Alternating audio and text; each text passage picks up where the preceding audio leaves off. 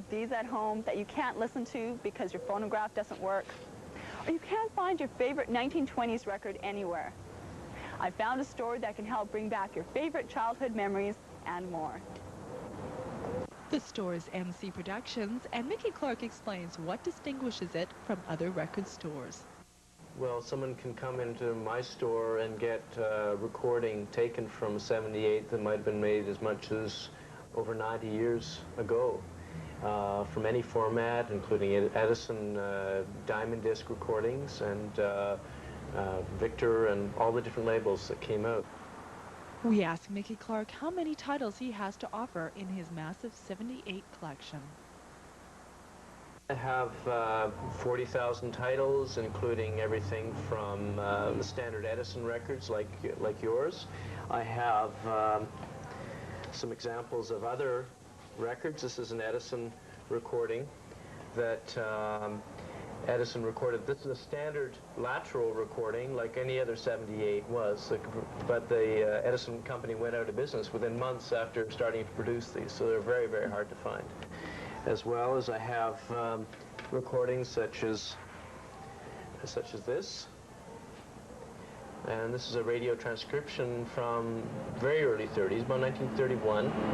And these are recorded at 33 1/3 RPM. So I have quite a few of this type of recording as well. And, you know, I have recordings such as this. That looks great. Which, these recordings, this is the only copy of a Goodson record that I have, but it's a 1929 flexible recording. Wow. So you wonder why they're still producing breakable 78s for many years after this, when they could produce something like this, which would play on a gramophone many times without wearing out and still be unbreakable. And it still plays as well now as it did when it was brand new. I had a recording, a Chinese recording that had a little bit of an Irving Berlin song interpolated into Chinese opera from about 1925, which was really strange. But I have everything from opera, jazz, blues, classics, dance music, spoken word, have royalty speeches dating back into the teens, and speeches by Calvin Coolidge and, you know, different presidents of the States, and you know, Canadian artists and American, French and Italian and Argentinian and Chilean, and yeah, my interest in music is quite broad. When a customer wants some of your music, how can they take it home? Do you sell the 78 or do you record it onto a cassette for them? I keep all my 78s here, and I just provide them all on cassette tape. And I have 187 tapes that I produced over the years, which are anything from anthologies of different artists like Vic Spiderbeck or Benny Goodman or many different artists. I have classical as well, Caruso, and people like that. And they're all available on my regular tapes, and makes it available for everyone instead of just the collectors. My phonograph doesn't work. Would you be able to fix it? And what would you fix? Yeah, generally all they need is a new diaphragm. The diaphragm is becomes separated. They're a natural mica, and those deteriorate with age and with use. And also the rubber gasket, which is around the outside, and those get hard with age as well, and result in inferior sound. But I can put all new parts in there and make it sound like new. Excellent. So if I need my record for this weekend, I would really love to hear it. What can you do for me? Sure. Well, it's looks like an Edison recording, okay?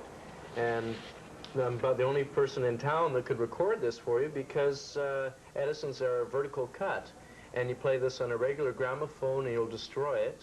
If you play it on an Edison machine, then it will be fine. But the modulations are vertical, up and down on this record, as opposed to lateral, which a standard gramophone record would be.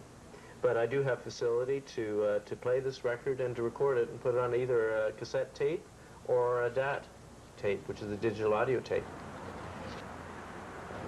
Let's see how we can change this 78 into this modern cassette.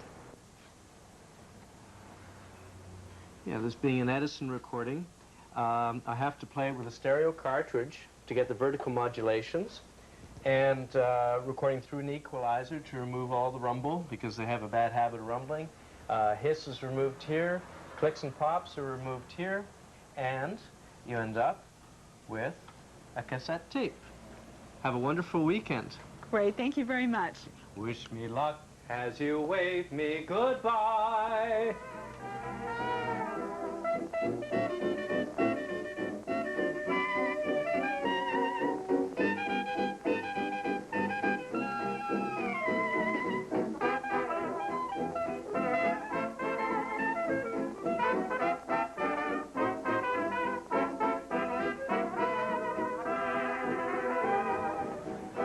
Now you know you can transfer this onto this.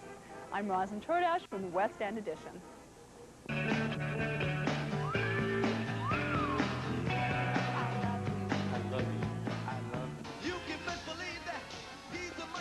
Music memorabilia is proving to be as successful in the 1990s as it was in the 1980s. Case in point, the Village People who recently performed in Vancouver at the Commodore to a large and vocal group of disco and dance music enthusiasts. The group that defined the meaning of disco is back, with the original cast sounding and looking as they did in the 1970s. Their look is as recognizable as their music and played a big part in defining their success. Many of the acts that came out during the disco era, you didn't know what they looked like. You know, you heard a record on the radio and that was Studio it. creations. You know, that was all. So it was really important for our producers as well as, you know, to be seen at that time. So we were on just about every talk show.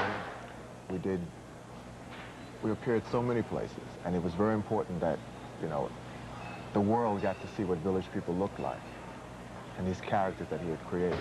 And also, when you do something, you never know the magnitude of it. You don't. You just go and do it, and then you kind of see what happens. And it got to be so big and moving so fast, it was really mind-blowing. Can I use the phone? How long have you been in New York? I just moved here. I'm a tax lawyer. Oh, you must stay for dinner.